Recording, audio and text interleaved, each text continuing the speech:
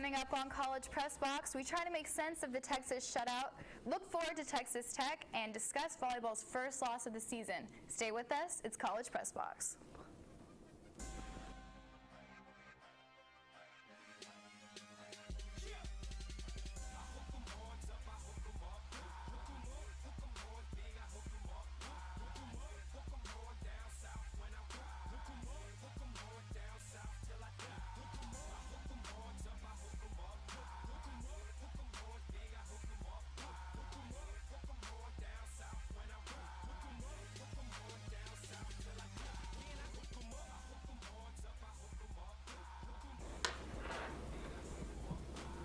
Hello and welcome to College Press Box. I'm your host, Rachel Wenzlaff, and here with me tonight is Diego Contreras.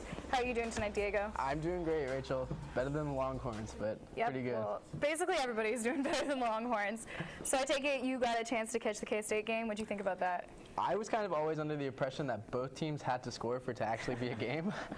Yeah, well, I'm sure it was a fun game, you know, kind of like a play game for Kansas State. But, you know, I wasn't really hopeful going into this game. I didn't really think it would end in a shutout, though. This is Texas's first shutout since 2009 when they played the Sooners, and it's Charlie Strong's first shutout as a head coach. Expectations were pretty low, but this outcome was definitely unexpected. You would think that we would be able to put some points on the board, but non-existent. Yeah, it kind of felt similar to OU, but with a little less offense and a little more 3-and-outs. You're right. It was really similar to OU. I mean, we had a lot of big mistakes early on that kind of cost us. I think it's so funny that you had one team this weekend go scoreless, and you have another team in the Big 12 put up 82 points. Right. So college football is crazier than ever. I know. Well, enough talk about it. Let's go and head out for the lights.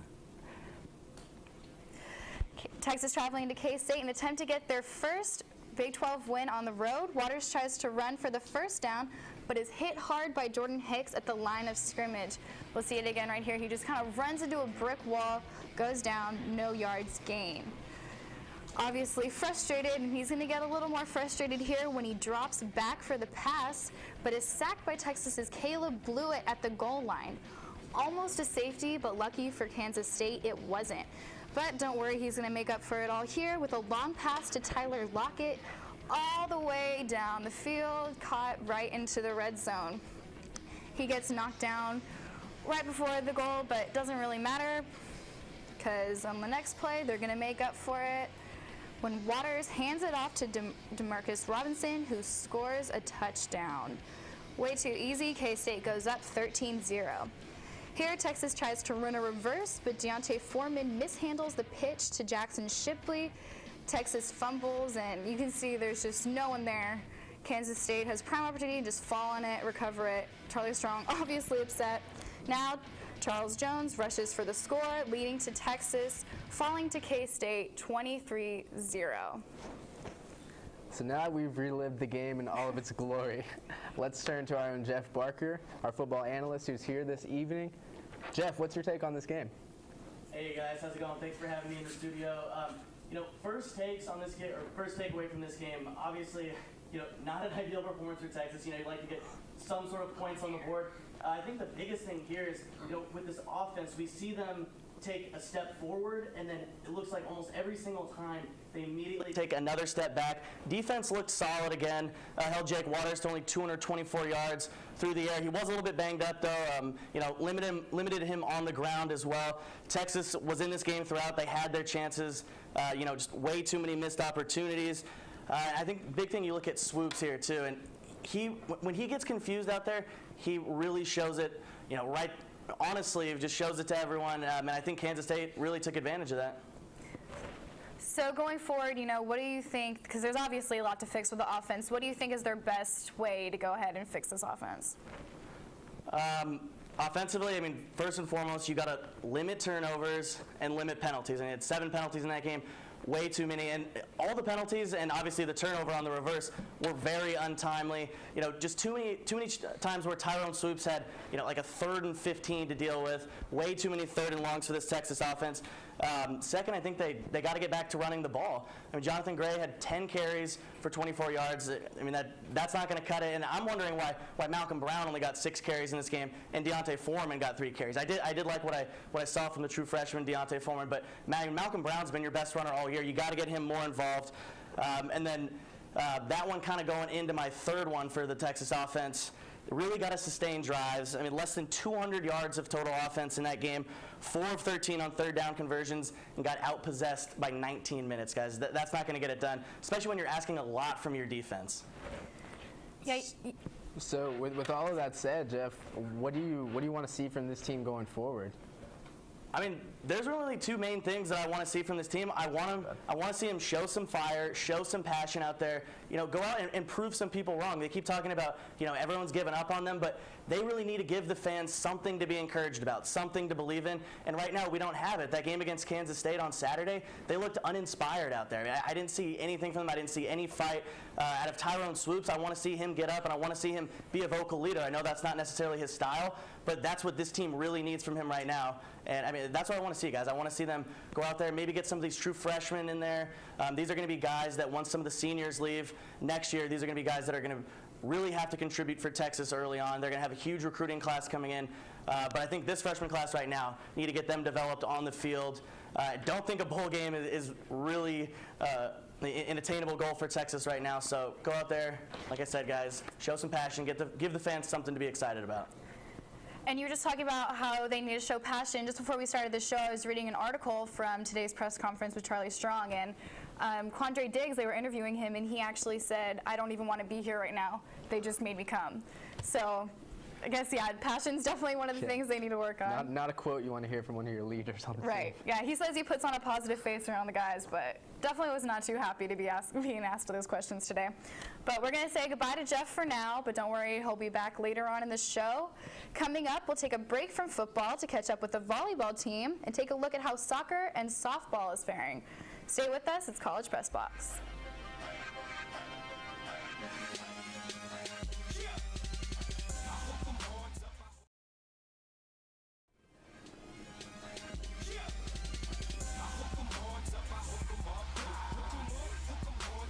Welcome back to College Press Box. It's been an eventful week for Longhorn sports. Let's get things started on the volleyball court.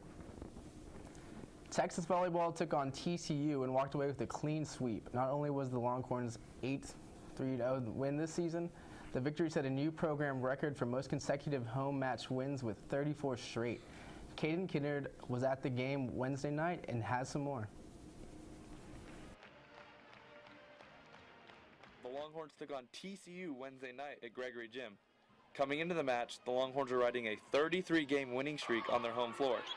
Led by seniors Haley Eckerman and Kat Bell, the Longhorns were able to sweep the Frogs in 3 straight matches. The victory broke the all-time home court winning streak record. Coach Elliott talks about the meaning and significance of the victory. Well, it's very impressive, obviously, and it means a lot in regards to the program that the players and the alumni have created here. They bought in. We've got a rich tradition, but more importantly, it's very hard to maintain being at the top all the time. On a record-breaking night, the University of Texas Longhorns extended their winning streak to 34 consecutive matches in Gregory Gym. The Longhorns are one of the 4 remaining undefeated teams in the nation, with Florida State, Stanford, and Washington. The Longhorns have title hopes and aspirations, but believe there's some minor things in their game they can improve on. You know, I was a little disappointed tonight in the way that we prepared and the way that we performed and the level that we can play at. I mean, the way that we played last Saturday, the way that the energy we brought, we sustained a very high level. And I thought tonight we got pretty comfortable with it. Fielding a top-ranked offense and a shutdown defense, the Longhorns look to finish strong as the season winds down. Caden Kennard, College Press Box. For the first time since September 3rd, 2010, Texas was swept at home. And the worst part, it happened in front of a record-setting crowd. Let's take it out to Gregory Gym to check out the highlights of what the nearly 4,500 people saw Saturday night. All right, Texas getting ready to keep their 34 win streak alive. A block by Kat Bell made into the middle of the court. Texas takes an early lead, but then Oklahoma turns it up. A kill by Marin Hazelwood with the assist from Julia Doyle ties the set 22-22. But a kill by Madison Wood, assist from Julia Doyle again gives Oklahoma the second set. And with a serve from Julia Doyle again, OU takes the second set. Texas tries to come back with a block by Chiako Bogu and Nicole Dalton, but Texas is only down by 1 now, but a kill by Madison Wood gives Oklahoma the third set and the clean sweep.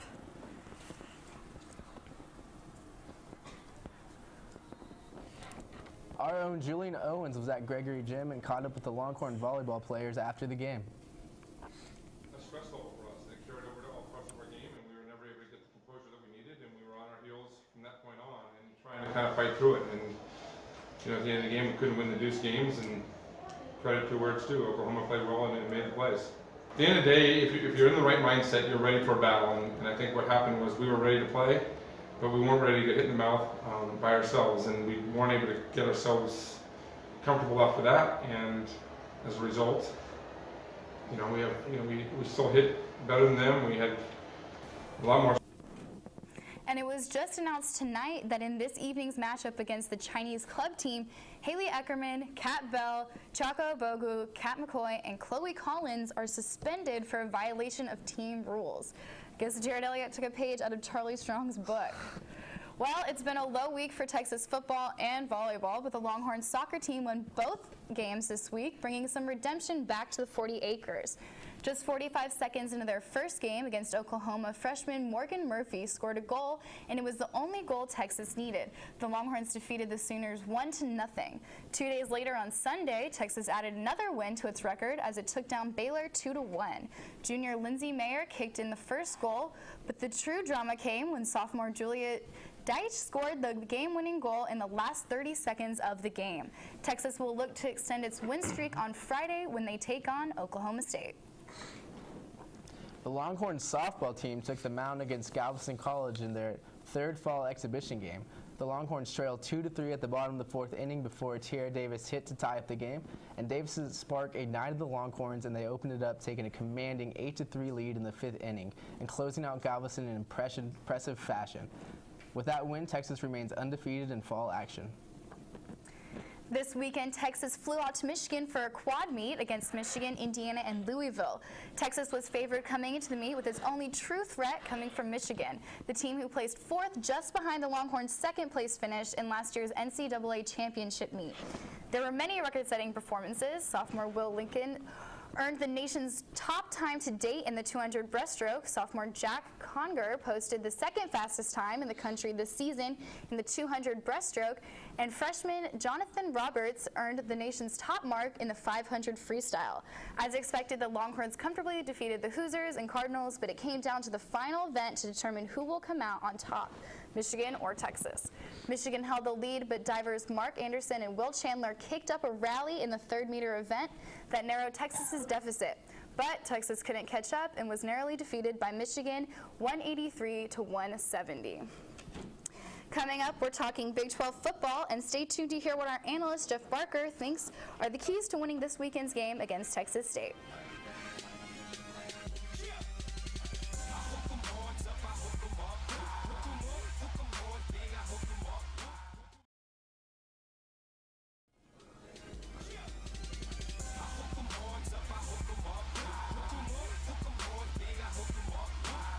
Welcome back to College Press Box, and I would like to welcome Jeff Barker back as well, because I know that Diego desperately missed you. Oh, Diego, hey, miss you too, man. We've been spending a lot of time on set together, man. Back-to-back wins, College Crossfire for you. Now we're here in studio together. Hey, it's good to spend so much time with you, Jeff. Definitely. Okay, I know that there's a bromance going on here, but we are here to talk about NCAA football and some Big 12. So, Jeff, what do you have to say about the TCU versus Texas Tech game this weekend? Well, I mean, over 100 points scored, 82 of them from TCU. I mean, obviously an exciting game to watch. Texas Tech's defense, not one of the better defenses in the Big 12, not one of the better defenses in the country. But I do think this obviously shows us that TCU's offense, they're statistically ranked #1 in the nation right now. I think they showed why. Trayvon Boykin is arguably the most improved player in all of college football. Definitely, I think, the most improved player in the Big 12.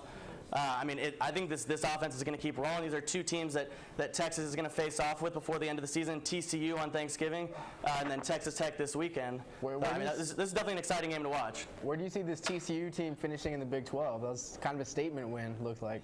Yeah, I mean, I don't know if I'd go as far to say statement win overall, because it was against Texas Tech, but I mean, I definitely think they have what it takes to win out, go 11-1, win the Big 12, and maybe even make some noise and go into the college football playoff. Who knows? Definitely. Even more interesting, I think, is West Virginia kind of sneaking its way and having a chance at a Big 12 title now. Kind of reminiscent of Baylor and Texas last year, when after somehow beating all odds, Texas was able to find themselves competing for a Big 12 title. What do you think about this West Virginia team and their actual chances of doing so? Yeah, I think this West Virginia team is obviously a lot better than we thought. And people are just now finally starting to give them credit. They had that very close loss to Alabama at the beginning of the season. And I think that's when you really saw that Clint Trickett was, also we talked about the Trayvon Boykin, one of the most improved players in the Big 12 and all of college football. He's been playing great of late. Obviously, he's got some great receivers to throw to in Mario Alford and Kevin White, the nation's #1 receiver. Also, Wendell Smallwood, great name right there. He's also a very solid running back for them. So I think they've got it all going on offense. I don't know if I take too much from their defensive performance in this one against an Oklahoma State team. That's really young, really inexperienced. Inexperience on that line, inexperience with Dak Garman at quarterback. So I don't know if I take too much from the defensive performance. And honestly, they didn't put up too many points on offense, but thought it was just overall a solid performance. And I think they can compete in the Big 12 moving forward. All right, well, going back to Texas Tech, because that is who Texas is facing this weekend, they're probably hanging their heads pretty low after this devastating loss to TCU. So do you think that they're going to use that devastating loss as motivation to come back and redeem themselves this week, Jeff?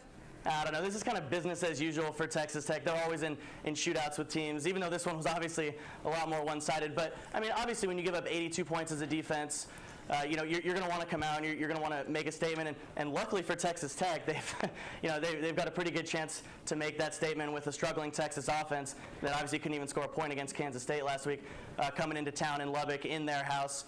So yeah, I definitely think they will be playing with a little bit of a chip on their shoulder. Definitely hope to see you there in Lubbock, Jeff. Yeah, thanks, guys. All right, well, thanks, Jeff, and we're going to see him again one last time later on in the show.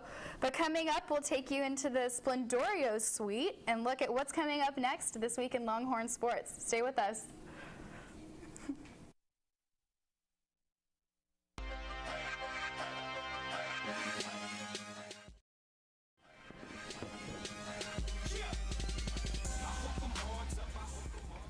Welcome back to College Press Box. Some news in Texas recruiting.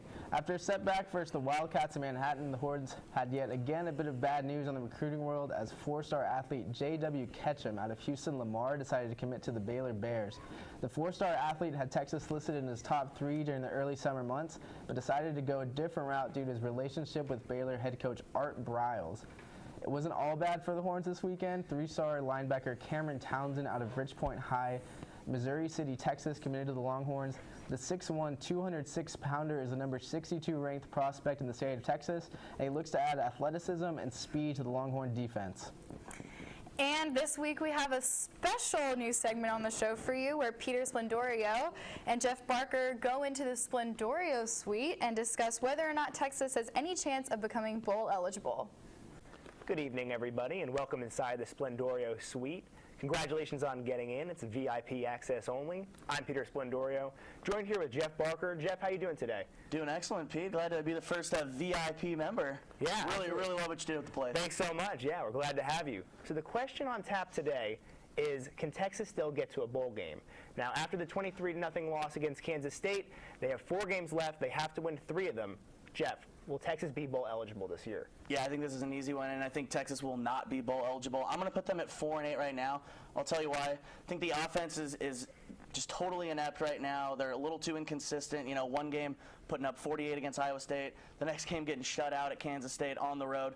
But when you look at the schedule, I think this week against Texas Tech, they're definitely going to have a good chance of winning that. They'll be able to score some points on a Texas Tech defense that just allowed 82 points to TCU. Granted, that is a great TCU offense. But when you look at that, I'm going to put that as a 50-50 game. For the sake of argument, let's just say they win that. They go to 4-5. They need to win 2 of the last 3 now. Right. Then you bring West Virginia in, a team that was kind of underrated at the beginning of the year and flew under the radar at the beginning. Now they're really hitting their rhythm. Clint Trickett's a great quarterback. Got the nation's leading receiver, Kevin White, to throw to. Mario Alford, another great option. I think the Texas secondary is going to be a little too weak to shut them down. I don't think the Texas offense will be able to score with them. So I'm going to put that as a loss. Then you talk about going to Oklahoma State on the road. I think this is another 50-50 game just because I think Oklahoma State's a little inexperienced, not necessarily one of the better teams in the conference. So let's just say I think they're going to lose that game. Let's just say they do win that. Then they're then they're going to be 5-6, and then they'll need to beat TCU at home on Thanksgiving. And I just do not see that happening. Yeah, it's going to be very, very tough. Like you said, 2 home games, 2 road games left. The 2 road games are in tough places, Stillwater and Lubbock, and the home games are against ranked teams. Jeff, thanks so much for coming into the Sblendorio Suite today. Thank you very much, Pete. And make sure to get your parking validated on the way out. And now we're going to take a look forward to this week in Longhorn sports. All right, on Monday, we have volleyball taking on the Chinese club team, which is actually going on right now. And then on Tuesday, which is tomorrow, we have volleyball on Longhorn Network taking on the Chinese club team again at 7 p.m. We have women's golf at the Alamo Invitational. Thursday, we have women's swim and dive at Stanford at 4 p.m. Softball versus St. Edward's University at 5 p.m. You can catch that on Longhorn Network. And on Friday, we have women's swim and dive at California, 3 p.m., soccer versus Oklahoma State at 7 p.m., and on Saturday, we have football at Texas Tech at 6:30. That's a home game, and track and field at the Big 12 Championships. And on Sunday, we have volleyball at Iowa State at 2 p.m. Finally, on Saturday through Sunday, we have rowing at the head of the Hucho something in Tennessee. It's a hard word to pronounce. And on Monday, we have men's golf at the Gifford Intercollegiate. Lots of hard words in this week's Longhorn sports. But, so before we go, we have to mention one more thing that happened after the Texas versus Kansas State football game.